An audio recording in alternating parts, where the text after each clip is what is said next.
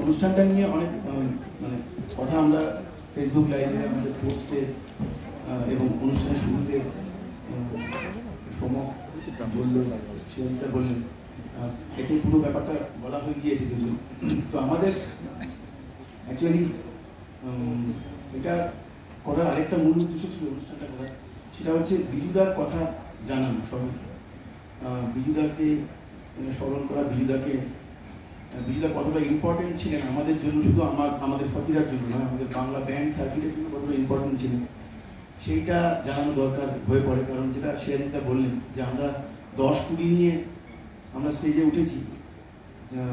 In fact আজকেও যে অনুষ্ঠানটা আপনারা শুনছেন, এটা এই যে সাউন্ড সিস্টেম আমরা শুনছি, এটা যদি এর অর্ধেক কোয়ালিটির সাউন্ড সিস্টেম হয়, পুরো ব্যাপারটাই কিন্তু বদলে যাবে। এবং সেক্ষেত্রে সাউন্ড ইঞ্জিনিয়ারের ভূমিকা এবং যারা কাজ করছেন প্রত্যেকের ভূমিকা কতটা ইম্পর্টেন্ট সেটা জানার খুব প্রয়োজন। কারণ যতটুকু ভালোবাসা ফকির আজকে পাচ্ছে, অনুষ্ঠান করছে, অর্থ রোজগার করছে, ভালোবাসা পাচ্ছে, সবই পাচ্ছে, এর অনেকটা মানে ক্রেডিট কিন্তু এই যারা পিছনে থাকেন তাদের থেকে যায়। মানে সেটা আমাদের মনে হয়েছে, এটা নিয়ে আমাদের একটু সোচ্চার হওয়া উচিত, যেটা আমরা করে থাকি সবসময়। কিন্তু বিজুদাকে এভাবে আমরা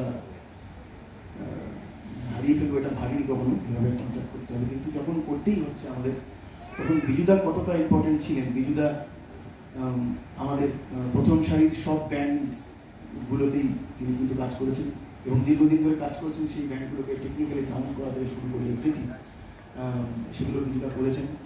এবং এমন একজন মানুষ যার কোনো শত্রু আমরা দেখিনি।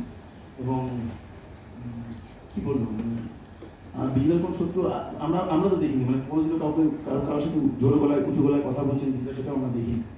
পুরো ব্যাপারটাই বিজুদা ম্যানেজ করেছেন সুন্দরভাবে। এবং আমাদেরও যে এই পুরো আপগ্রেডেশনটা হয়েছে, আমাদের এই যে কানে আমরা এনে এমনি অনুষ্ঠান করছি, বা টেকনিক্যাল যে জিনিসগুলো আমাদের আপগ্রেডেশন হয়েছে, সবটাই কিন্তু বিজুদার হাত ধরে হয়েছে। তো আমাদের মনে হয়েছিল, যেটা শিলুদাও বললেন, যে আমরা দেখেছি যে আমরা যখন প্রথম থেকে ফসিলসের অনুষ্ঠান শুনতে যেতাম বিভিন্ন জায়গাতে, বিজুদাই থাকতেন সে সময়, একদম প্রথম দিককার কথা বলছি। তো সেখান থেকে বিজুদার সাথে পরিচয়। এবং আমরা এও দেখেছি কলকাতাতে বিভিন্ন বাইরের তারকারা যখন আসছেন, বাইরের বিখ্যাত শিল্পীরা যখন গান গাইতে আসছেন, তারাও কিন্তু বিজুদাকে প্রেফার করছেন তাদের সাউন্ড ইঞ্জিনিয়ার হিসেবে। তো এরকম একজন মানুষ, তাকে নিয়ে একটা সন্ধ্যা আমরা গান গাইবো না, কথা বলবো না, এটা কী করে হয়? তো সেইটা আমাদের একটা উদ্দেশ্য ছিল যে বিজুদাকে নিয়ে আমরা কথা বলবো, বিজুদার জন্য গান গাইব। এবং যখন গান গাইবো তখন তার স্মৃতিচারণ করবো, তখন তিনি যেমন ছিলেন তেমনভাবেই করবো, এরকম মন মারা বসে থাকবো না। আমরা হই হই করে আনন্দ করবো আজকের দিনটা। কোনো গম্ভীর কোনো ব্যাপার স্যাপার এখানে নেই। যে মানুষটা যে আমাদেরকে সবসময় আনন্দে রাখতেন, মানে বিজুদা না থাকলে আমাদের কোনো ট্যুর কমপ্লিট হতো না, এবং বিজুদা থাকলে আমাদের সবসময় আমাদের মানে খিলখিলিয়ে হাসতাম আমরা সবসময়। তো আমরা আজকে সেটাই চেষ্টা করবো যে আমরা সবাই মিলে আজকে সেই আনন্দটাই কিছুটা যদি বিজুদাকে ফিরিয়ে দিতে পারি। তো একদমই কেউ মনমরা হয়ে থাকবো না, আমরা তার জীবনটাকে সেলিব্রেট করবো, তার মৃত্যুটাকে। তো কি গান আছে?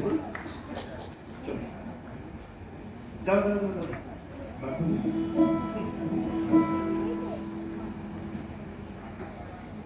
এক বাজে অভ্যেস, সামনে থাকে তাকাতে হয় না, কিন্তু তাকালেই না থাকলেই মনে হয় ভুলে যাবে।